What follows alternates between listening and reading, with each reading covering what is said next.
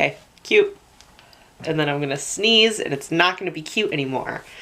Gosh, dang it. Hello Friendzies, welcome back to my channel. Last week I mentioned that I was going to be talking about another spooky themed thing that was storytelling-esque, but not quite the movies that I talked about in last week's video. This week I wanted to talk about my favorite creepypasta.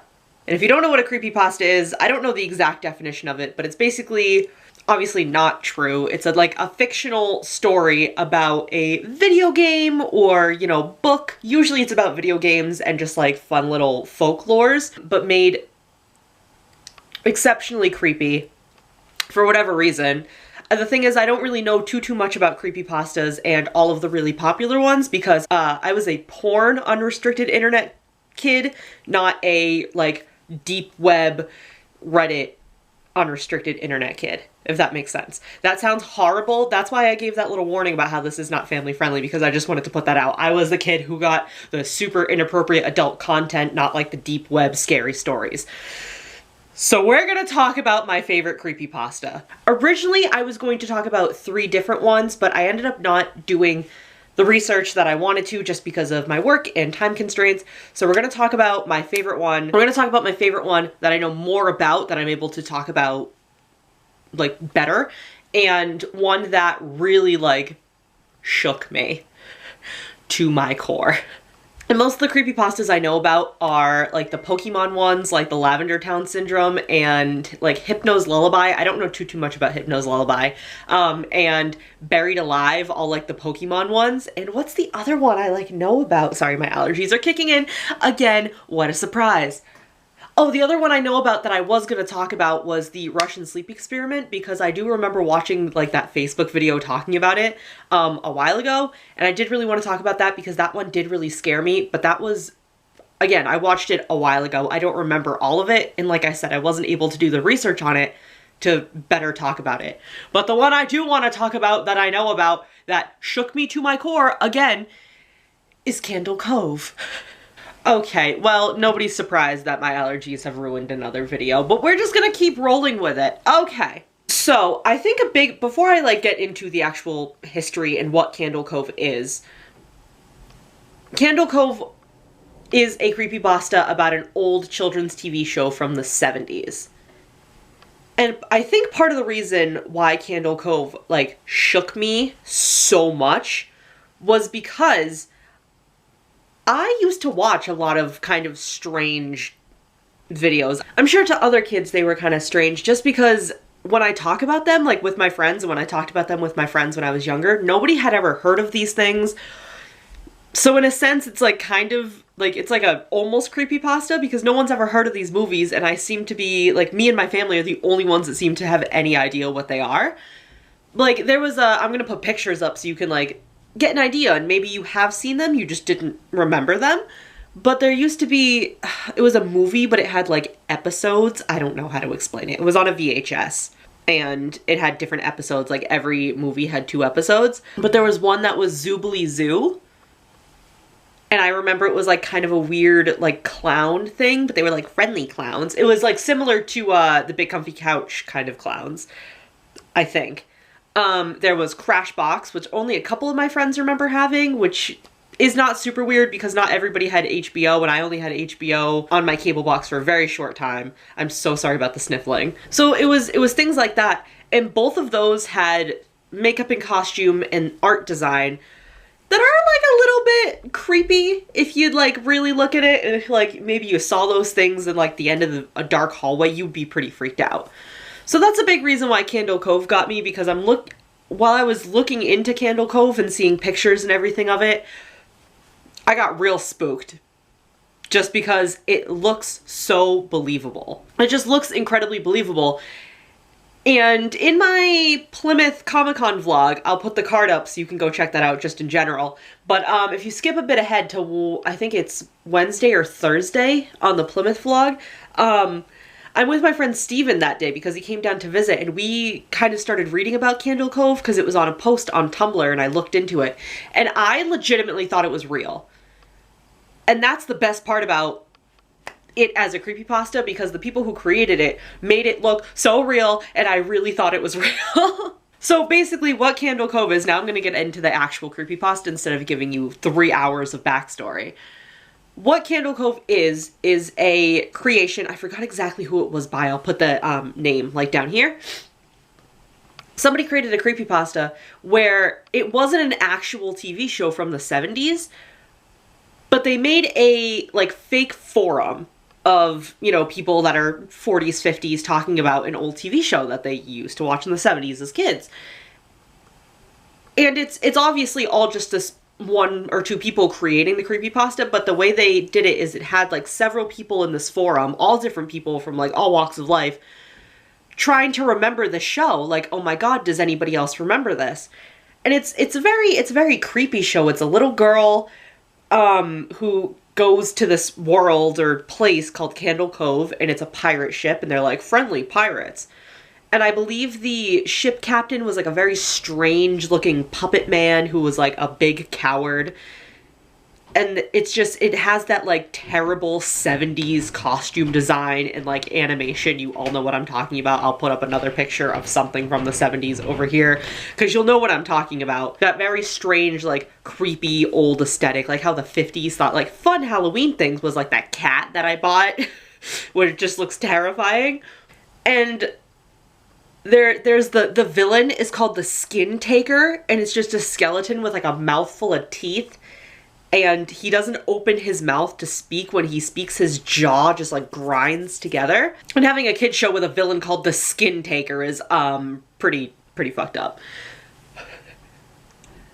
No duh. And then they're talking about it in the forum, like all these different people talking about it in the forum, and as they go, you know, certain episodes were like a little creepier than others. And then somebody brings up, does anybody remember that episode where it gets to a certain point and then it's just the flashes of each character's face, like laughing or screaming, and the Skin Taker's just like every time the camera's on him, his jaw's grinding and the camera's shaking, and it keeps flashing images of the little girl's face like up close, and she's just crying and screaming and can't escape. And everyone's talking about it like, oh my god, like I thought it was a dream, like I definitely remember that episode, it was terrifying. And then the last person that puts in the forum, they're talking about how they, you know, they went to go visit their mother and everything, like in a nursing home, and they're like, oh mom, do you remember Candle Cove? And the mother's like, yeah, that was really weird. And the person asked their mother, well, what do you mean really weird? And she said, well, you'd talk about it all the time, and then you'd say, all right, I'm off to go watch my pirate show, and you would sit in front of the TV and just watch static. And that's where the forum ends. And again, I found out about Candle Cove from a post on Tumblr, and the link to go see that forum, where like the fake forum, I'm not super perceptive of things. Like I don't understand things very quickly. So I clicked on the forum, and when I read through it, I genuinely thought it was a real forum. It very much looks and is formatted like a real forum. So I'm reading through it, and I was like genuinely spooked. And I was with my mom, so I asked my mom, like, listen, you grew up in the 70s, like, what, do you remember Candle Cove? And she's like, oh, it sounds real familiar, but I don't remember. Don't tell me something like Candle Cove sounds familiar when I'm sitting here having a heart attack, okay? So then my Aunt Mary had also come down that day when we were in Plymouth, and I also asked her the same thing, and she said, yeah, that sounds really familiar, but I don't recall. So of course I'm freaking the fuck out.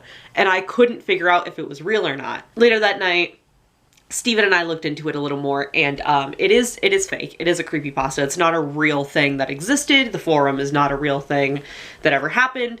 Candle Cove is in fact a creepypasta, and there is, I think it was like a very brief thing. It was like on Sci-Fi Network. They did like a kind of like a show of making Candle Cove or something like that. I'm not super sure because I obviously didn't look into that. But from a storytelling standpoint, as somebody who like wants to make stories and wants to be a writer one day, another YouTuber who wants to be a writer, God, maybe I'll make a whole video about that. That's a whole other thing. But from a storytelling standpoint, I think the way Candle Cove was executed as a creepypasta for it to just be released onto the internet was brilliant. because I think it just really, really got me.